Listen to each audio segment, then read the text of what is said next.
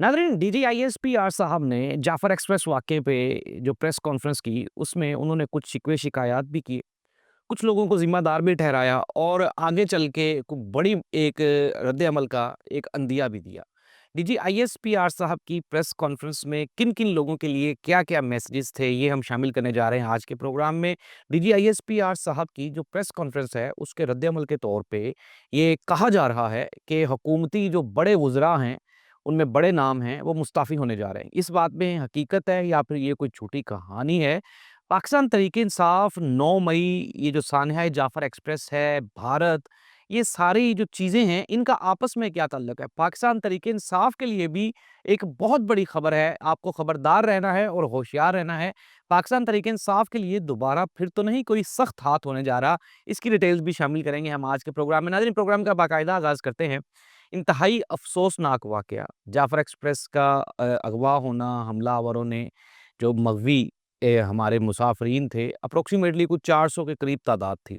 पाकिस्तान के railway department ने भी बताया कि 400 के करीब तादाद है। फिर दोबारा हमने कल सुना कि कोई 355 के करीब जो लोग हैं, वो बाज़ियाब हो गए। DGISPR साहब ने प्रेस कॉन्फ्रेंस की और प्रेस कॉन्फ्रेंस करते हुए ऑपरेशन को कामयाब करार दिया। उन्होंने कहा कि जो हमारी ये मुकर्रा जो हमारे दोस्त अहबाब हैं, जो हमारी अशराफिया है, जो हमारे ब्यूरोक्रेट्स हैं, जो हमारे पार्टनर्स हैं, यानी हुकूमत और अपोज़िशन, उन्होंने वो रोल प्ले नहीं किया जो उनको करना चाहिए था। साथ ही साथ उन्होंने अदलिया से भी शिकवा किया। उन्होंने कहा कि जी, जब हम दहशतगर्दों को पकड़ लेते हैं, तो अदलिया उनको सज़ाएँ नहीं देती और वो रिहा हो जाते हैं।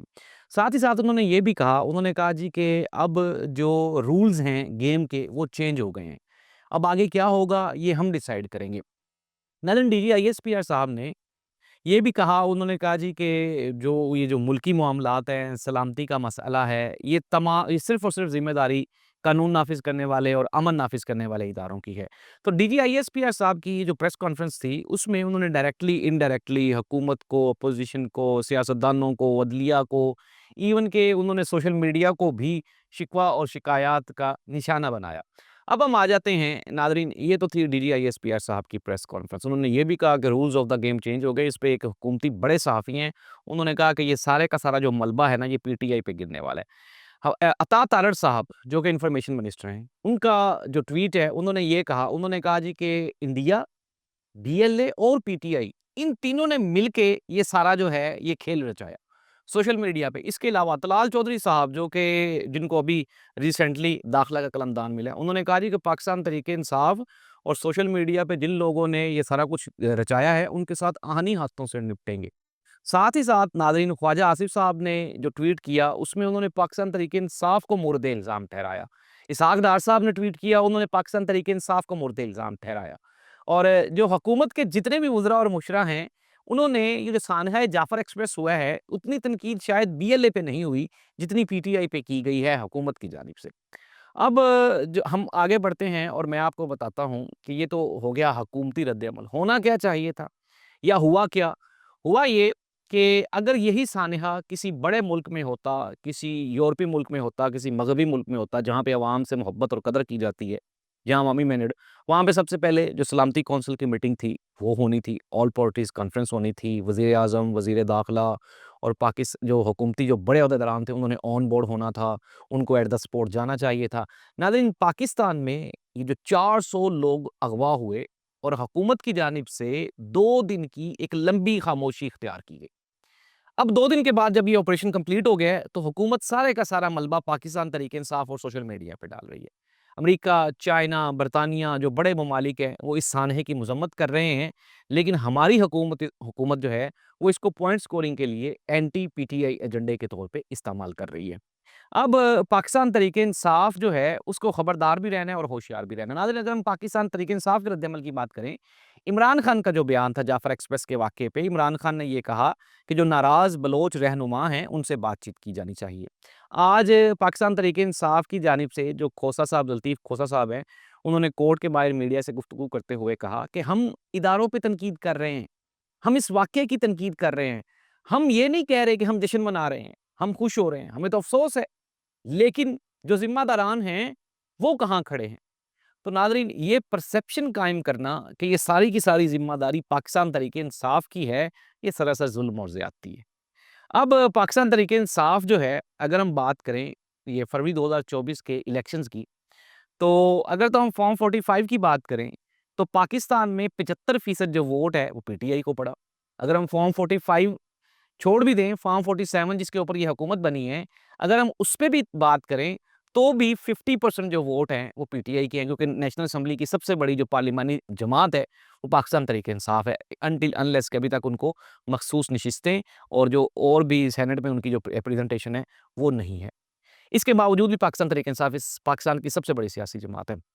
हुकूमत क्या कोशिश कर रही है? हुकूमत ये परसेप्शन कायम करने की कोशिश कर रही है कि ये सारे का सारा जो सानहा है, ये पाकिस्तान की सबसे बड़ी सियासी जमात जिसके साथ पब्लिक पॉपुलैरिटी का जो अंसर है, वो मिनिमम 70% है। क्या सा 70% इस मुल्क की आबादी उसको आप दहशतगर्द करार दे रहे हैं? नाज़रीन, डीजीआईएसपीआर ने भी शायद इस तरह की बातें नहीं की, जिस तरह की मुस्लिम लीग नून के वुज़रा कर रहे हैं। अब होना क्या चाहिए था? पाकिस्तान तहरीक-ए-इंसाफ की जानिब से ये मुतालबा किया गया जी कि मोहसिन नकवी, इसके अलावा ख्वाजा आसिफ, अता तारड़, इसहाक डार और वज़ीर-ए-आज़म को इस्तीफ़ा दे देना चाहिए। रेलवे मिनिस्टर को इस्तीफ़ा दे देना चाहिए। नाज़रीन, मैंने आपको पहले भी कहा कि भारत में इस तरह का एक वाक़या हुआ था और भारत के रेलवे मिनिस्टर ने फ़ौरन से पहले वो रिज़ाइन कर गए थे। लेकिन पाकिस्तान में क्या हो रहा है कि पाकिस्तान में मिनिमम जो है, मिनिमम 50 कीमती जानें तो वो हैं, जिनका हम इज़हार और इकरार कर रहे हैं कि जी 25-26 लोग जो हैं वो शहीद हो गए। कुछ 6 से 7 हमारे जो सिक्योरिटी एहलकार हैं वो शहीद हो गए। इट मीन्स दैट 30 का फ़िगर तो हम दे रहे हैं। कुछ लोग जो हैं वो 100 प्लस का फ़िगर कह रहे हैं। एक कीमती जान भी अगर चली गई है, तो इसका रिस्पॉन्सिबल कौन है? क्या सिर्फ़ सियासी पॉइंट स्कोरिंग करना ही इस हुकूमत का जो गोल है, जो टारगेट है, जो वो अचीव कर रहे हैं? नाज़रीन, अब होने क्या जा रहा है, मैं आपको ये बता रहा हूँ कि अंदर की ये खबर है कि जो सारे का सारा जो भी दहशतगर्दी वाला सीन है ना, ये पाकिस्तान तहरीक-ए-इंसाफ के ऊपर इसका नज़ला गिरने वाला है। जिस तरह अगर हम 9 मई के वाक़यात की बात कर लें, उसमें भी एक क्रैकडाउन हुआ और पीटीआई की जो मरकज़ी क़यादत है, आज भी वो जेलों में है। सिमिलरली अब ये जो जाफ़र एक्सप्रेस जिसकी ज़िम्मेदारी बीएलए ने ली, उन्होंने वीडियोज़ रिलीज़ की और वो तमाम तरह रिस्पॉन्सिबिलिटीज़ वो लेके बैठे हुए हैं और वो हु हुकूमती जो बयानात हैं, उनसे ये महसूस हो रहा है, इज़हार हो रहा है, लग रहा है कि आने वाले दिनों में पीटीआई के खिलाफ एक और क्रैकडाउन होने जा रहा है। तो पीटीआई के लोगों को चाहिए कि वो होशियार रहें और खबरदार रहें। इस किस्म के जो ट्वीट्स हैं, उनसे वो दूर रहें। नाज़रीन, ये थी सूरत-ए-हाल डीजीआईएसपीआर की प्रेस कॉन्फ्रेंस के अहम नुकात मैंने आप तक पहुँचा दिए। हुकूमत का जो फ्यूचर का जो खतरनाक तरीन प्लान है, वो मैंने आप तक पहुँचा दिया। होना तो यही चाहिए था कि मुस्ताफ़ी हो जाना चाहिए था, लेकिन नहीं हुए। उल्टा जो है वो तगड़े हो गए और उन्होंने कहा, "जी वेख लांगे असीं, केड़ा-केड़ा साडे खिलाफ है ते केड़ा-केड़ा साडे नाल है।" और फिर उसके बाद पाकिस्तान तहरीक-ए-इंसाफ के जो मुतवक्का जो रद्द-ए-अमल है, वो भी मैंने आपके सामने पेश कर दिया। नाज़रीन, इंसाफ और जो हक़ है, वो आपने खुद डिसाइड करना है। मेरा काम है आप तक खबरें पहुँचाना। तो अब तक की खबरें इतनी ही हैं। अल्लाह इस मुल्क का हामी और नासिर हो, अल्लाह करे कि इस मुल्क में कोई मामलात बेहतर हो ही जाएँ। इस दुआ के साथ अल्लाह हाफ़िज़।